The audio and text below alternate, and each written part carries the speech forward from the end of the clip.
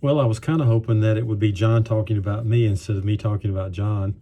Uh, I'm Bill Wade, for those of who don't know me, and I have a unique link to John and have had for quite some time.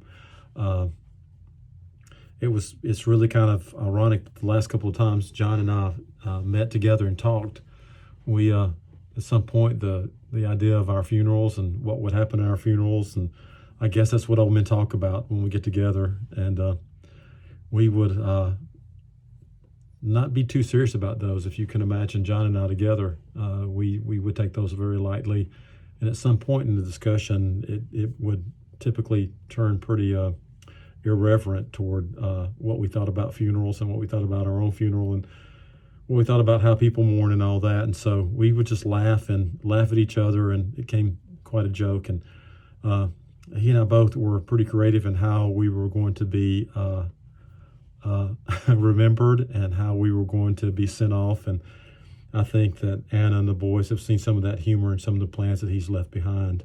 And I know my family is still, in fact, Diane says, you need to write this down so they won't think that I'm crazy when you go. I've had a lot of time to reflect over the past week about John and my relationship with him, and there are so many things I loved about that man, still love about him, will always love about him this side of heaven for me. Those of you who know him know that he loved his family dearly, loved his family to a fault. He loved his Lord. It was evident in his work relationship and his personal relationship. And the thing I loved about John is he really did give not much thought to his own life. He was always investing in those people around him and always encouraging those people around him. And I think that's the thing that attracted me to John the very first time I was around him, that he had a humbleness about him. He had a confidence about him. He was probably the most strategic thinker I've ever been around, and was always strategically thinking about how to advance the Lord's work and how to invest in college students and leadership. And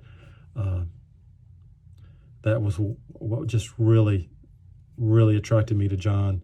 And then that wicked, very wicked, funny, sarcastic humor that he had.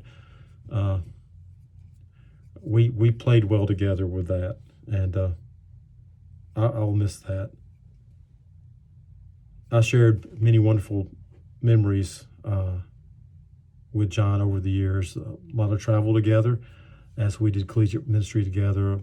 Even after he was in New York City, we would take mission trips there and make some personal visits there, and was still quite involved in him and Anna's life. And it's something I've missed as he's retired and moved. And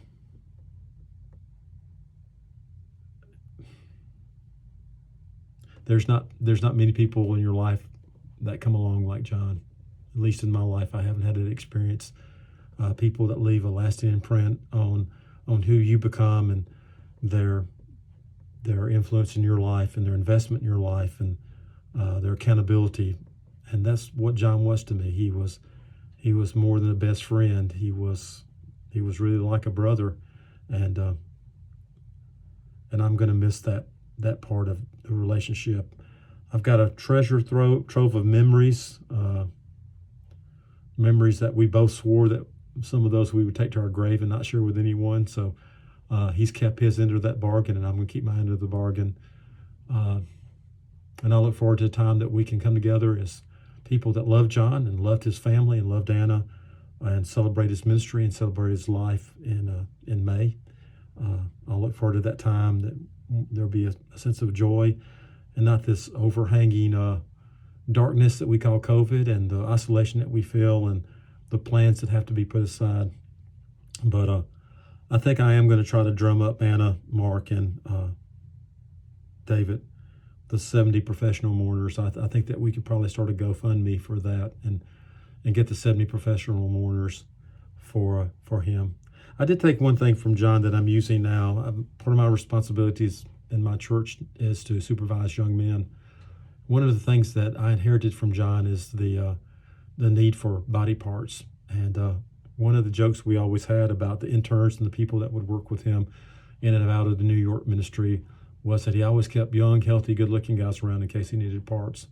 So for those of y'all who want to know, his legacy for me, other than a lot of wonderful, wonderful memories, a lot of joyful times, a lot of heartbreak times too. We went to the highs and lows together. But one of the things that is part of his legacy that continues to live on in me is the need to have young men around me that are interns and associate ministers and young ministers that I'm coaching and helping, that have good usable body parts just in case I need them in the future. So John, thank you for that. To all the people that are listening to this video, I hope I've been appropriate. I tried to be.